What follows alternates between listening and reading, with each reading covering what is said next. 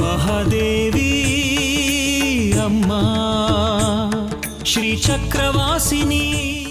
ಅಮ್ಮನವ್ರ ದೇವಸ್ಥಾನದ ಆಡಳಿತ ಮಂಡಳಿ ತೀರ್ಮಾನ ಅಂದ್ರೆ ಗೊತ್ತಲ್ಲ, ಎಲ್ಲಾ ಕಾನೂನನ್ನು ಮೀರಿದ ಶಾಸನ. ನಾಳೆಯಿಂದ ಈ ಹಿರಣ್ಮಯಿ ನಮ್ಮ ತ್ರಿಪುರ ಸುಂದರಿ ಅಮ್ಮನವರ ಸ್ವತ್ತು. ನಮ್ಮಪ್ಪ ವೈದ್ಯರಲ್ವಾ, ಅದಕ್ಕೆ ಹೊಸದೇನೋ ಕಂಡಿಡಿಸಿದ್ದಾರೆ. ಇದು ನಾನು ಇನ್ಮೇಲೆ ಪ್ರಯೋಗ ಮಾಡೋಣ ಅಂತ ತಂದಿದ್ದೀನಿ. ಬೇಕಾಗಿಲ್ಲ. ಮತ್ತೆ ಕೊಡ್ಲಿ? ಇಂಥದ್ನೆಲ್ಲ ಆ ಹಿರಣ್ಮಯಿ ಮೇಲೆ ತಾನೇ ನಾವು ಪ್ರಯೋಗ ಮಾಡೋದು. ಈಗಲೂ ಇದನ್ನೇ ಮಾಡೋಣ. ನೀನು ಇದನ್ನ ಹೋಗಿ ಅವಳಿಗೆ ಕೊಡು. ತಗೊಳ್ಳಿ ಮಿಠಾಯಿ.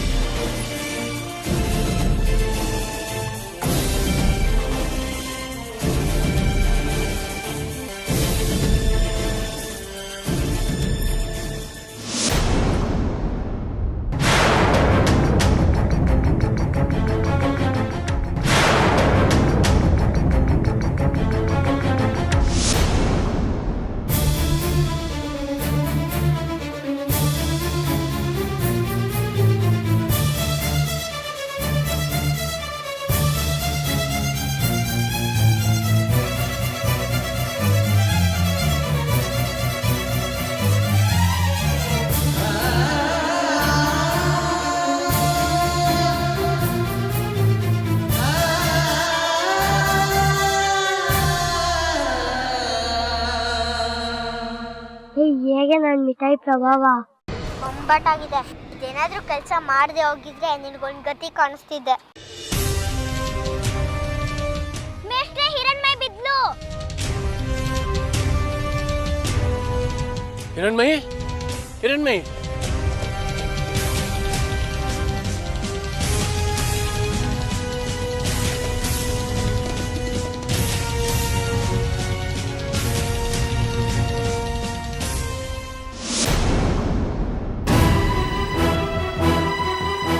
ನಮಸ್ಕಾರ ಸರ್, ನಾನು ಹಿರಣ್ಮಯಿ. ಸ್ವಲ್ಪನಾದ್ರೂ ಜವಾಬ್ದಾರಿ ಇದೆಯೇನ್ರಿ ನಿಮ್ಗೆ? ಯಾಕೆ ಸರ್, ಏನಾಯ್ತು? ಹಿರಣ್ಮಯಿ ಹೇಗಿದ್ದಾಳೆ? ಅಲ್ಲ, ಹಿರಣ್ಮಯಿಗೆ ಆರೋಗ್ಯದ ಸಮಸ್ಯೆ ಇದೆ ಅಂತ ಮೊದಲೇ ಯಾಕೆ ಹೇಳಿಲ್ಲ ನನಗೆ ನೀವು? ಏನು ಆರೋಗ್ಯದ ಸಮಸ್ಯೆನಾ? ಅದು ಅಂತಿಂತ ಸಮಸ್ಯೆ ಅಲ್ಲ, ಹೃದಯದ ಸಮಸ್ಯೆ ಅಂತ ಹೇಳ್ಬೇಕಲ್ವಾ?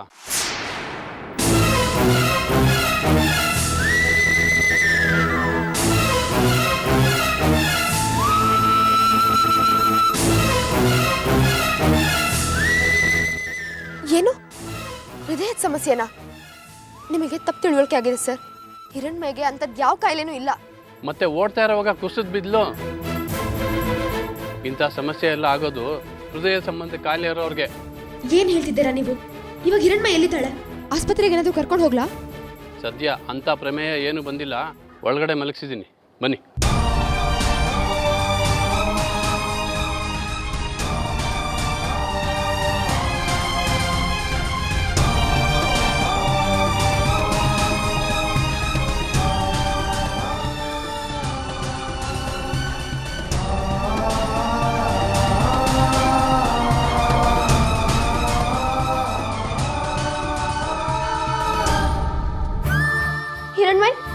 ಹಿರಣ್ಮಯಿ, ಏನಾಯ್ತು ಕಂದ? ಕಣ್ಬಿಡು. ಹಿರಣ್ಮಯಿ, ತಪ್ಪು ಮಾಡಿಬಿಟ್ರಿ ನೀವು. ಮಗುಗೆ ಆರೋಗ್ಯದ ಸಮಸ್ಯೆ ಇದೆ ಅಂತ ನನಗೆ ಮೊದಲೇ ಹೇಳಬೇಕಾಗಿತ್ತು. ನಿಮ್ಮ ಅಜಾಗರೂಕತೆಯಿಂದ ಎಂಥ ಕೆಲಸ ಆಯಿತು ನೋಡಿ. ಸರ್, ನಮ್ಮ ಹಿರಣ್ಮಯಿಗೆ ಯಾವ ಹೃದಯದ ಕಾಯಿಲೆನೂ ಇಲ್ಲ. ಅವಳು ಆರೋಗ್ಯವಾಗಿದ್ದಾಳೆ. ಆದ್ರೆ ಇವತ್ತೇನಾಯ್ತು ಅಂತಾನೆ ಗೊತ್ತಿಲ್ಲ ಸರ್. ಹಿರಣ್ಮಯಿ, ಕಣ್ಬಿಡಮ್ಮ. ನೋಡು, ನಿನ್ ರಶ್ಮಿಮಾ ಬಂದಿದ್ದಾಳೆ. ಕಣ್ಬಿಡು. ಹಿರಣ್ಮಯಿ, ಹಿರಣ್ಮಯಿ, ಕಣ್ಬಿಡಮ್ಮ. ಏಯ್ ಸೌಗಂಧಿ, ಹೇಗ್ ನನ್ನ ಕೈ ಚರಕ. ಶಬಾಷ್ ಪ್ರಕಾಶ, ಶಬಾಷ್. ಹಿರಣ್ಮಯಿ ಸ್ಪರ್ಧೆಯಿಂದ ಹೊರಗೆ ಹೋಗೋ ಹಾಗೆ ಮಾಡಿದ್ಯಾ. ಶಬಾಷ್. ಹಿರಣ್ಮಯ್, ಹಿರಣ್ಮಯ್,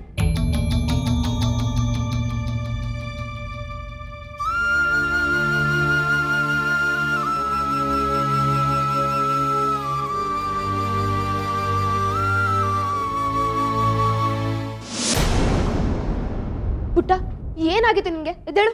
ರಶ್ಮಿ ಅಮ್ಮ,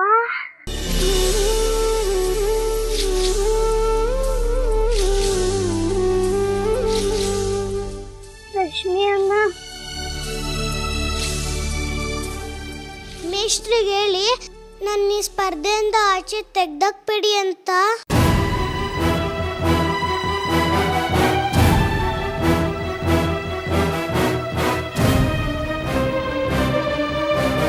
ಪುಟ್ಟ ನೀನ್ ಮೊದಲು ಸುಧಾರಿಸ್ಕೊ, ಅದೆಲ್ಲ ಆಮೇಲೆ ನೋಡ್ಕೊಳ್ಳೋಣ.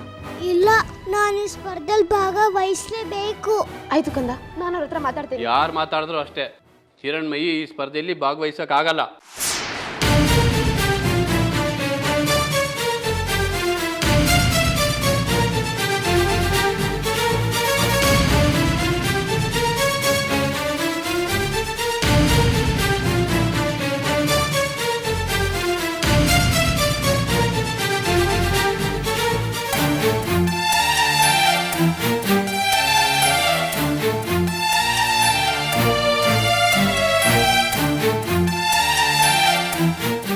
ನೋಡಿ ಹಿರಣ್ಮಯಿ, ನಿನಗೆ ಶರೀರದಲ್ಲಿ ಶಕ್ತಿ ಸಾಲದು.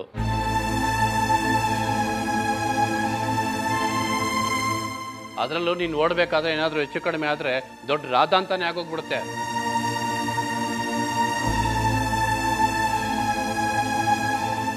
ನಿನ್ನ ಜೀವಕ್ಕೆ ಅಪಾಯ. ಹಾಗಾಗಿ ನೀನು ಈ ಸ್ಪರ್ಧೆಯಲ್ಲಿ ಭಾಗವಹಿಸೋ ಆಗಿಲ್ಲ.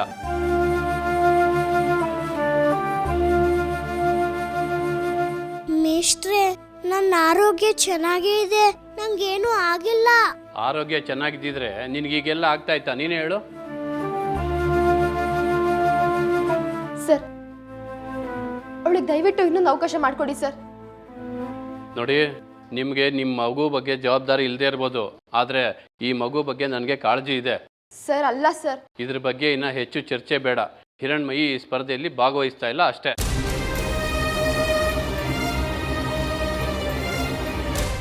ನೀವು ಹಿರಣ್ಮಯಿನ ಕರ್ಕೊಂಡು ಮನೆಗೆ ಹೋಗ್ಬೋದು. ಅಲ್ಲ ಸರ್, ಮಾತ್ ಬೇಡ, ಮೊದಲು ಕರ್ಕೊಂಡೋಗಿ.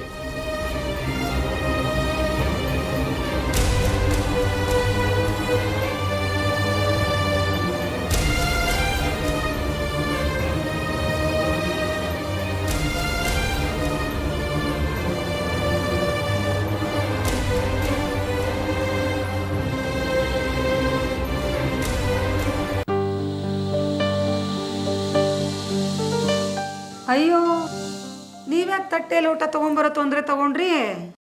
ಇದರಲ್ಲಿ ಏನು ತೊಂದರೆ ಅಮ್ಮ? ನಾವೇ ಕುಡಿದು ಲೋಟ ತಟ್ಟೆ ತೊಳೆದ್ರೆ ತೊಂದರೆ ಏನು ಬಂತು? ನಿಮಗೆ ತೊಂದರೆ ಅಲ್ಲ, ಆದರೆ ಅದನ್ನು ತೊಳೆದು ನೀವು ಬಿಟ್ಟರೆ ನಮಗೆ ತೊಂದರೆ ಬಿಡಿ. ಅಂದರೆ ಏನಿಲ್ಲ, ಇನ್ನೊಂದು ಲೋಟ ಬಿಸಿ ಕಾಫಿ ಮಾಡಿ ಕೊಡ್ಲೇನು? ಅಯ್ಯ ಬೇಡಿಮ್ಮ, ಈಗಾಗಲೇ ಬೆಳಗ್ಗಿಂದ 5-6 ಲೋಟ ಕಾಫಿ ಕುಡ್ದಾಗಿದೆ. ಕುಡಿದು ಏನು ಮಾಡ್ತೀರಿ, ಬಿಟ್ಟು ಸಿಕ್ಕ್ರೆ. ಏನಂದ್ರಿ?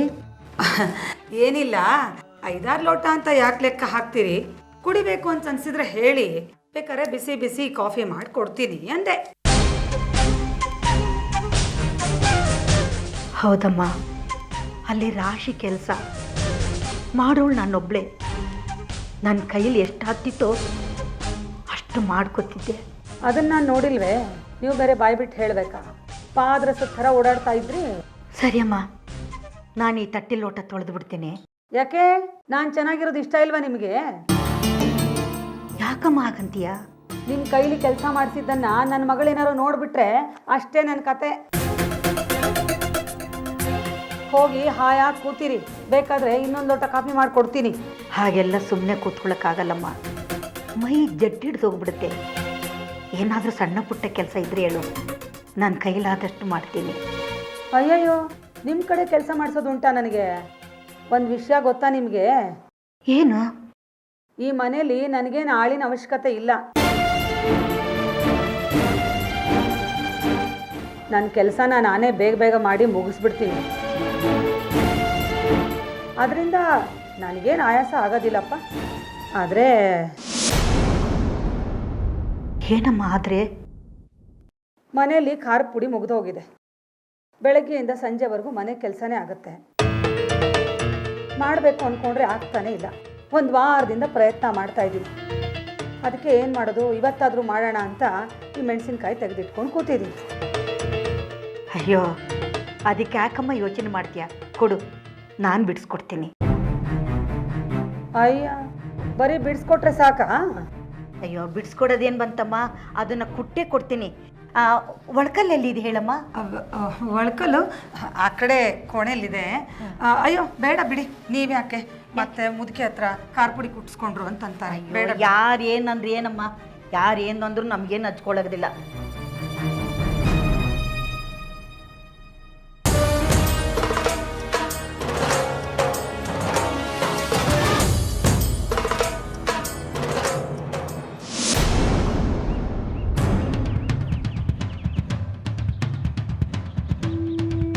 ಮನೆಗೆ ಬೀಗ ಹಾಕಿದೆಯಲ್ಲ,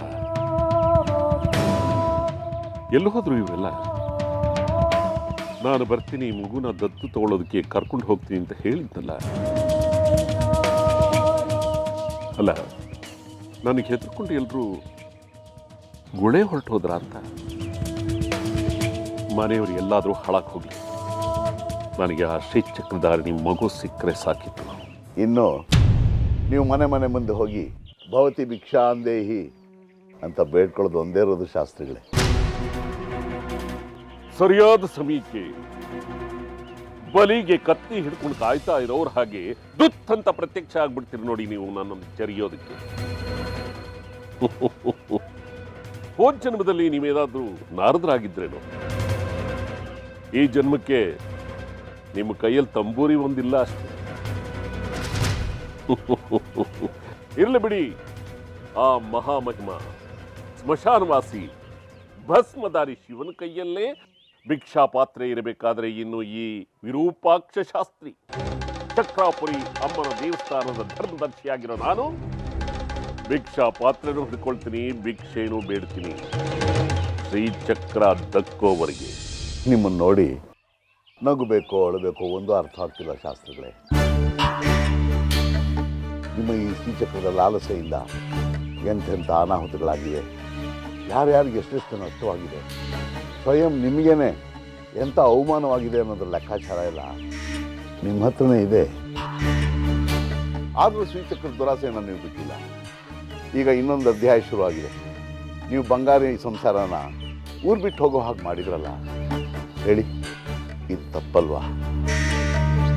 ಈ ಕುಟುಂಬ ಕೂಡ ಅಮ್ಮನವ್ರ ಮಕ್ಕಳೇ ಅಲ್ವಾ? ಈ ಕುಟುಂಬಕ್ಕಾಗಿರೋ ನೋವಿಗೆ ಅಮ್ಮನವರು ನಿಮ್ಮನ್ನು ಸುಮ್ಮನೆ ಬಿಡ್ತಾರೇನ್ರಿ? ನಿಮಗೆ ಕ್ಷಮಿಸ್ತಾಳ?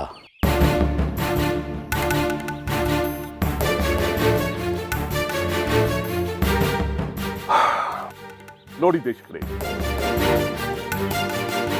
ನೀವು ವಿರಾಗಿಗಳು, ಎಲ್ಲವನ್ನೂ ಬಿಟ್ಟವರು, ಯಾವ ಆಸೆನೂ ನಿಮಗಿಲ್ಲ. ಆದ್ರೆ ನಾವು ಸ್ವರಾಗಿ ಬದುಕಿರೋವರೆಗೂ ಆಸೆ ತಪ್ಪಿತ್ತು.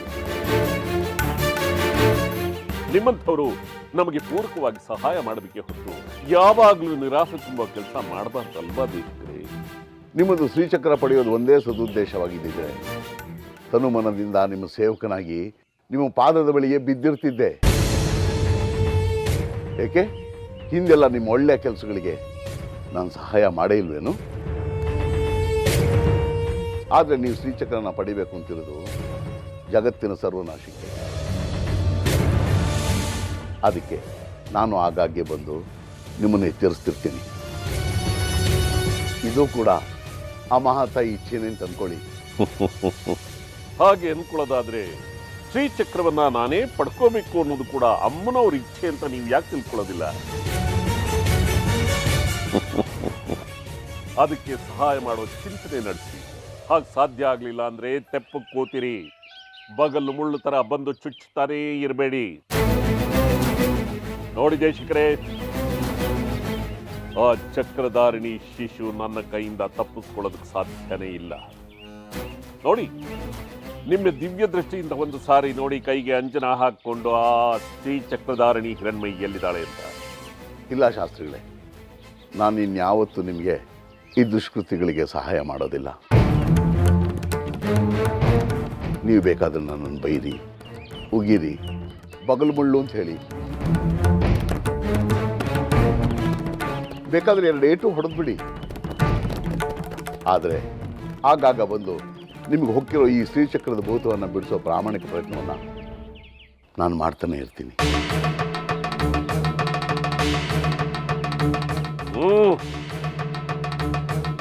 ನೀವು ನನ್ನ ಬೆನ್ನಿಗೆ ಬಿದ್ದ ಶನಿ ಅಂತ ನನಗೆ ಯಾವತ್ತೂ ಗೊತ್ತು.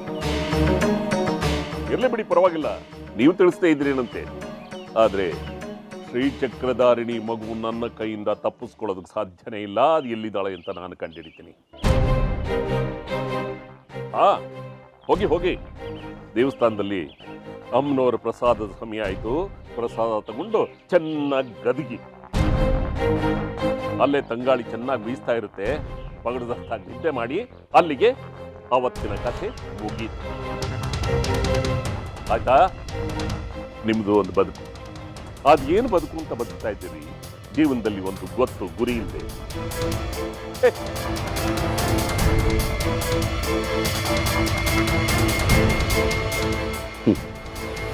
ಗಂಧದವನ ಜೊತೆ ಗುದ್ದಾಡೋ ಅವಕಾಶ ಕೊಡು ತಾಯಿ ಅಂದರೆ ಈ ಸಗಣಿಯವನ ಜೊತೆ ಸರ್ಸಾಡು ಅಂತ ಹೇಳ್ತಿದ್ದೀಯಲ್ಲಮ್ಮ. ನನಗೆ ಅವಮಾನ ಆದರೆ ನಿನಗೆ ಅವಮಾನ ಆದ ಹಾಗಲ್ವೇ? ನನಗೆ ಶಕ್ತಿ ಕೊಡು ತಾಯಿ, ನನಗೆ ಶಕ್ತಿ ಕೊಡು. ಇವನನ್ನು ಸುಟ್ಟು ಬೂದಿ ಮಾಡುವ ಶಕ್ತಿ ಕೊಡು. ನೀನೆಲ್ಲಿ ಕೊಡ್ತೀಯ? ನೀನೇ ಈ ದುಷ್ಟನೆಲ್ಲ ಸಂಹಾರ ಮಾಡಬೇಕು ಅಂತ ನಿಶ್ಚಯಿಸಿರುವಾಗ ನನ್ನಂತವ್ರಿಗೆ ನೀನೆಲ್ಲ ಅವಕಾಶ ಕೊಡ್ತೀಯ? ಆಗಲಿ ತಾಯಿ, ನಿನ್ನ ಚಿತ್ತ ಹೇಗಿದೆಯೋ ಹಾಗೇ ಆಗಲಿ.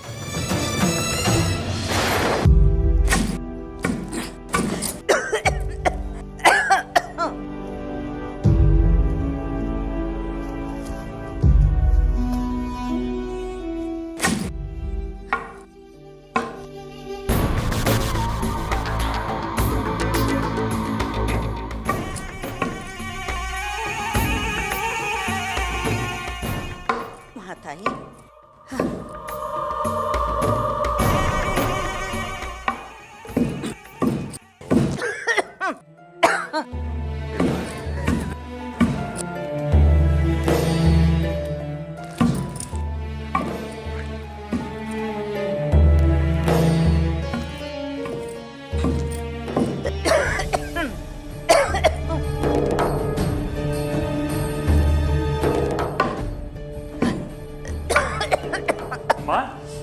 ಎಲ್ಲೆಲ್ಲಿ ಹುಡ್ಕೋದ್ ನಿನ್ನ?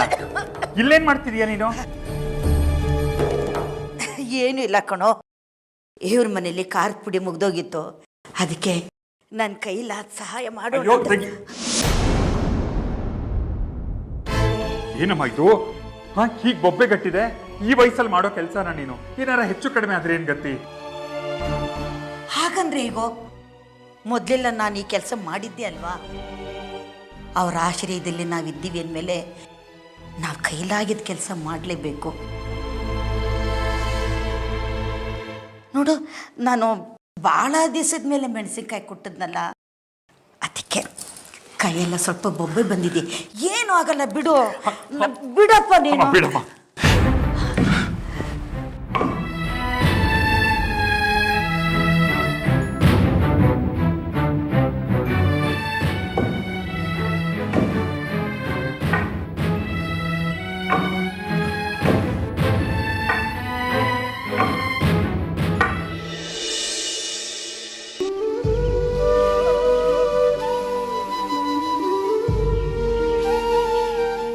ರಶ್ಮಿ ಅಮ್ಮ, ನನಗೆ ಯಾವತ್ತೂ ಆಗಿರಲಿಲ್ಲ ಅಲ್ವಾ? ಆದರೆ ಯಾಕೆ ಇವತ್ತು ಹಿಂಗಾಯ್ತು? ನನಗನ್ಸುತ್ತೆ ದೇಹಕ್ಕೆ ತುಂಬ ಕೆಲಸ ಕೊಟ್ಟಾಗ ಹೀಗೆಲ್ಲ ಆಗುತ್ತೆ ಅಂತ. ಹಾಗಾದ್ರೆ ನಾನು ಇನ್ಮೇಲಿಂದ ಓಡಕ್ಕೆ ಆಗಲ್ವಾ? ಅಪ್ಪನ ಜೈಲಿಂದ ಬಿಡ್ಸ್ಕೊಂಬರಕ್ಕಾಗಲ್ವಾ ರಶ್ಮಿ ಅಮ್ಮ?